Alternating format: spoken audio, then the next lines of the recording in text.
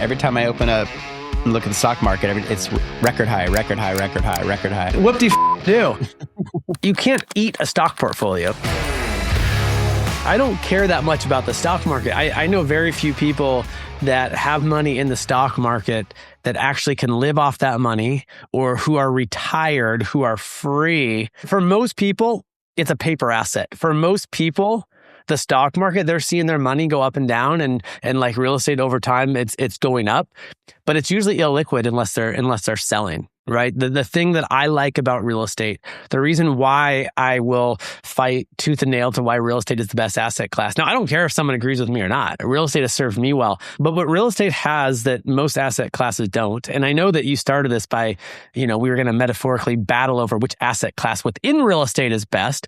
But I don't care. Like small multifamily, large multifamily, mobile home parks, commercial, industrial. I mean, real estate over time has served people really well for a couple reasons. For one, it's the most leverageable asset on the planet.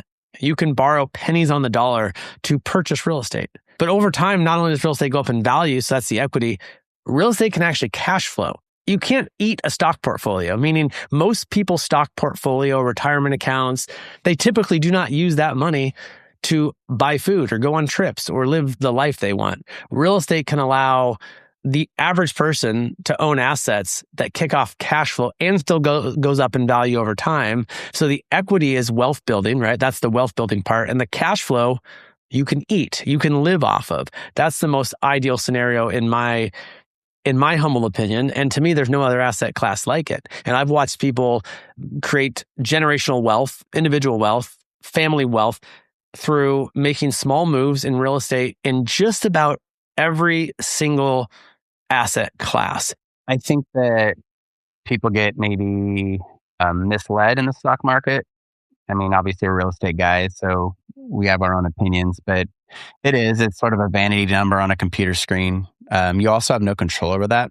I mean, you've got people at the highest levels of government that have the ability to manipulate markets a little bit and win when you're just the average Joe or the average Gabe or the average Travis. It's hard to not have control. I would say yes, absolutely. Real estate, in my mind, over the long term, is the best asset class to invest in. I'm biased. I mean, people would argue because the stock market's been on a tear lately, but you're right. There's no tax benefits to the stock market unless you borrow and you leverage against your stock portfolio, but you don't have control over the upside. I would say within the real estate market, if I was to sort of narrow it down a little bit, at least where I'm at in my life, I like assets that allow you to control the upside and know the upside and execute on a business plan. It's like a business. If I increase my profit, my valuation of my business is going to go up by a certain multiple. Same with real estate. So I like I like larger properties. If it's residential, it's 5 units or more, so I can manipulate the upside through net operating income enhancements. I also like properties that have multiple tenants, so I'm spreading my risk out.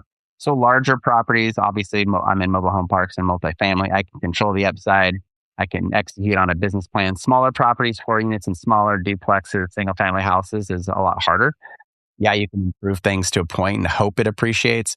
But if you want to be in real estate for a long time and you want to have a predictable outcome and you want to build durable cash flow, I think that's found in just what you said, manufactured housing communities, maybe larger multifamily assets, triple net industrial, triple net medical, things where the value is based on the actual net operating income. I would say the asset class within real estate that might be commercial, you're right. I think it's like, what's the asset class that you can really understand? I think if people get, spread too thin, like we own a hotel, we own a nightly stay RV park, I own a commercial building, but those properties don't do as well as mobile home parks because that's what I'm thinking about. That's what I'm researching. That's what I'm learning about. That's the network that I'm building around me. So I tend to do better in that asset class. Whereas you could have the same argument that you're doing better in triple net, larger industrial stuff because you have the relationships, you've got the focus, you've got the dedication around those asset classes. So if you want to scale, if you want predictable outcomes in your upside, predictable outcomes in cash out refinances, predictable values in the next 5 years, I think you're going to get a lot more control over larger assets. And then you can also build stability and scalability in those assets through property management and systems. Whereas if you're staying small, 5 units or smaller, or 4 units or smaller, or just a handful of properties, you're sort of kind of hoping that the market continues to go up. And it does. And generally people can do really well in those asset classes, but it's more of a wait and hope game as opposed to, I know this asset class will be worth X in 2 years if I do Y. And if I execute on this business plan, which isn't necessarily a rocket science, I can build predictable wealth.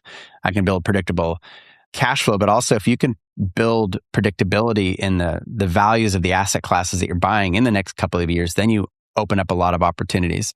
I can exit it for a price. I can 1031 exchange into a larger property to get a better yield on my equity, or I can refinance, which is we're long-term hold guys. And refinancing is a great tool when the market's right to access some of that equity through a cash out refinance, hold the asset, continue to grow and execute on a business plan over the long term, and then redeploy that cash into something else. And then and again, and rinse and repeat. So forced appreciation is something you get with larger assets.